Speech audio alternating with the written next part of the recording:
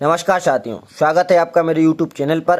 अतिथि शिक्षकों से संबंधित एक और आदेश जारी हुआ है। आखिर आदेश में क्या कहा गया है, जानने के लिए बने रहिए इस वीडियो में। वीडियो को शुरू करने से पहले सभी साथी चैनल को सब्सक्राइब कर लें। तो चलिए वीडियो को शुरू करते हैं। आप लोग देख सकते हैं, यह आदेश कार्यालय विकासखंड शिक्षा अधिकारी लाल बर्रा, जिला बालाघाट का यह आदेश है। प्रति समस्त संकुल प्राचार्य संपूर्ण विकासखंड, विषय अतिथि शिक्षकों के संबंध में। यह विकासखंड शिक्षा अधिकारी के द्वारा यह एक आदेश जारी किया गया है, जो कि एक महत्वपूर्ण है, जिसमें हमें जानने को मिलेगा आखिर क्या कहा गया है। उपरोक्त विषय अनुसार लेख है कि विकासखंड के कतिपय संकुल प्राचार्यों द्वारा विकासखंड शिक्षा अधिकारी कार्यालय में बार बार दूरभाष द्वारा अतिथियों के संबंध में जानकारी चाही जा रही है। उक्त के संबंध में निम्नलिखित निर्देश दिए जाते हैं। यानी विकासखंड शिक्षा अधिकारी को बार बार दूरभाष करके अतिथियों के संबंध में जानकारी मांगी जा रही है, जिसके संबंध में उन्होंने दो निर्देश दिए हैं कि संस्था में यदि नियमित शिक्षक अतिशेष अथवा उच्च पद प्रभार पालन में कार्यभार ग्रहण कर ले तो ऐसी स्थिति में उस संस्था में अतिथि शिक्षक को न रखा जाए, भले ही पोर्टल पर रिक्त पद प्रदर्शित क्यों ना हो रहा हो। जैसा कि आप सभी को पता होगा, अतिशेष की प्रक्रिया चल रही है, उच्च पद की भी हो चुकी है। यदि इन प्रक्रियाओं में से कोई परमानेंट शिक्षक विद्यालय में आ जाता है और पोर्टल पर अतिथि शिक्षक का पद प्रदर्शित हो रहा है, तब भी उसको अतिथि के रूप में नहीं रखा जाएगा। यहाँ पर नुकसान उनको होगा कि जिन्होंने ऐसे विद्यालयों को सिलेक्ट कर लिया है जहाँ पर पद प्रदर्शित हो रहा है, लेकिन साथ में ये माध्यमिक शिक्षकों की अतिशेष की काउंसलिंग हो गई और साथ में ये मॉडल CM राइज और एक्सीलेंस वालों की काउंसलिंग भी हो गई। तो जब यह परमानेंट के रूप में पहुंचेंगे तो वह विद्यार्थी जिन्होंने इन स्कूलों को सिलेक्ट किया होगा, उनको इन विद्यालयों में नियुक्ति नहीं मिल पाएगी।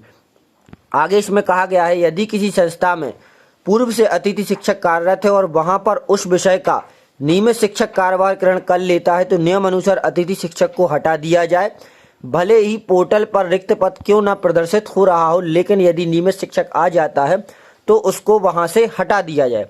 उपरोक्त बिंदुओं के विपरीत यदि संकुल प्राचार्य द्वारा अतिथि शिक्षक को रखा जाता है तो संकुल प्राचार्य स्वयं जवाबदार होंगे।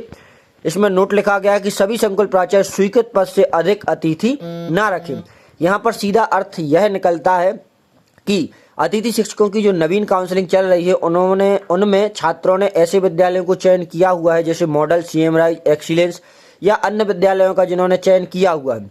अब उन विद्यालयों में क्या होगा कि मॉडल, CM राइज और एक्सीलेंस वालों की काउंसलिंग हुई तो वहां पर भी नियमित शिक्षक आ जाएंगे और माध्यमिक शिक्षकों की अतिशेष की भी काउंसलिंग हो गई तो उनके जैसे ही आदेश जारी होंगे, वहां पर भी नियमित शिक्षक आ जाएंगे। इस कारण से वह अतिथि रखे जाने के पहले ही बाहर हो जाएंगे, क्योंकि आप सभी को पता है कि काउंसलिंग में केवल एक ही विद्यालय मिलेगा और यदि ऐसा विद्यालय मिल जाता है जहां पर परमानेंट शिक्षक आ जाता है तो उसको वहां पर ज्वाइनिंग करने का मौका नहीं मिलेगा।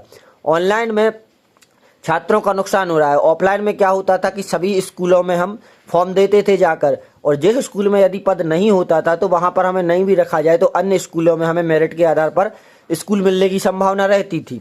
लेकिन अब क्या होगा, केवल आपको ऑनलाइन एक ही स्कूल प्रदर्शित होगा और उसी स्कूल में मान के चलिए या तो CM राइज, मॉडल या एक्सीलेंस में परमानेंट शिक्षक आ जाता है या अतिशेष के कारण या उच्च पद प्रभार के कारण नियमित शिक्षक आ जाता है, तो आपको केवल एक स्कूल मिलेगा और उसी में यदि ऐसा होता है तो आप अतिथि के लिए बाहर हो जाओगे, फिर आपको अन्य स्कूल का मिलने का चांस ही नहीं रहेगा।